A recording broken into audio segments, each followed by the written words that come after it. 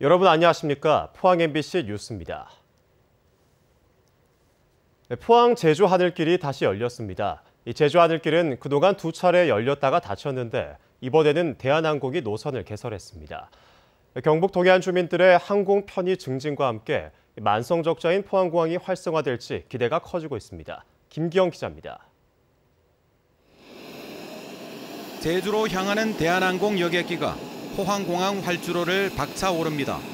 130석 규모의 A220 중형 기종으로 제주 출발은 오전 11시 35분, 포항 출발은 오후 1시 15분으로 하루 1회 왕복 운항합니다.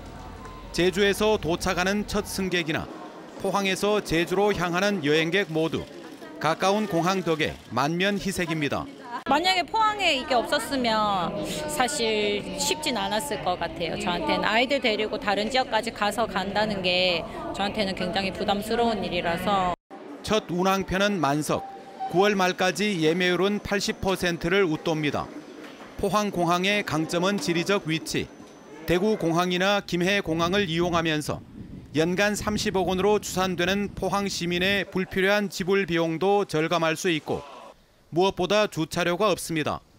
문제는 개업 효과가 끝난 이후입니다. 운항 시간이 한낮으로 여의치 않는 게 걸림돌입니다. 더구나 지난해 117억 원의 적자에서 보듯 포항공항은 대표적인 만성 적자 공항입니다. 이번 제주 노선 취항을 계기로 추가 노선 개발이 과제입니다. 저가 항공사도 유치를 해서 우리 노선을 좀 더 다양화하고 단거리 국제 노선까지도 앞으로 염두에 두고 해나가면은 포항공항이 충분히. 경상북도도 대구와 김해공항에 대항해 경쟁력을 높이는 대책을 구체화할 계획입니다.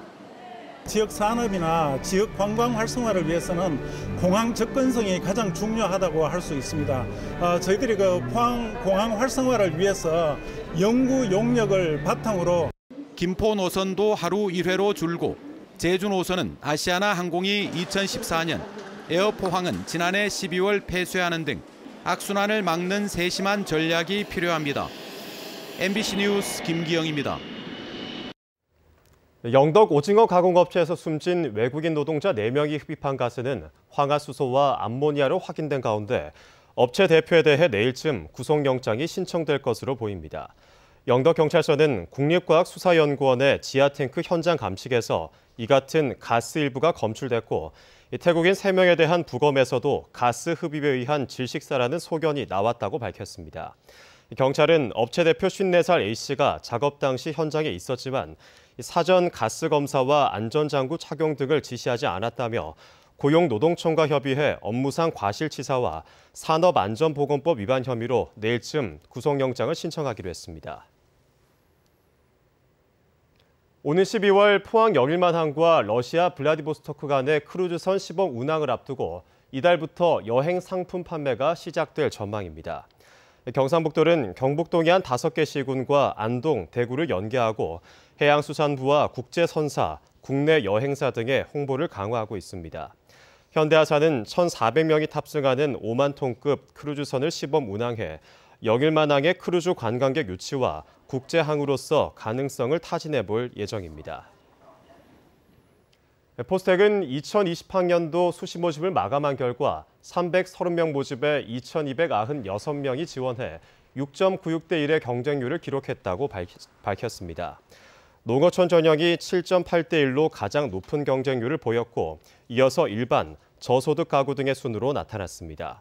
한동대학교도 2020학년도 수시 모집을 마감한 결과 770명 모집에 2,898명이 지원해 3.76대 1의 경쟁률을 보였습니다.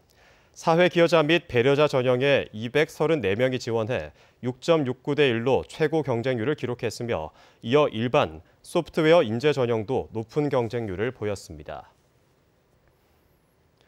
불량 석유 판매 주유소가 매년 증가하는 가운데 경북 지역은 전국에서 4번째로 불량 석유 판매가 많은 것으로 나타났습니다. 국회 산업통상자원 중소벤처기업이 이용주 의원이 한국석유관리원으로부터 제출받은 자료에 따르면 최근 5년간 품질 부적합 석유를 판매해 적발된 주유소는 1,392곳에 이릅니다. 이상으로 포항 EBS 뉴스를 마칩니다. 여러분 고맙습니다.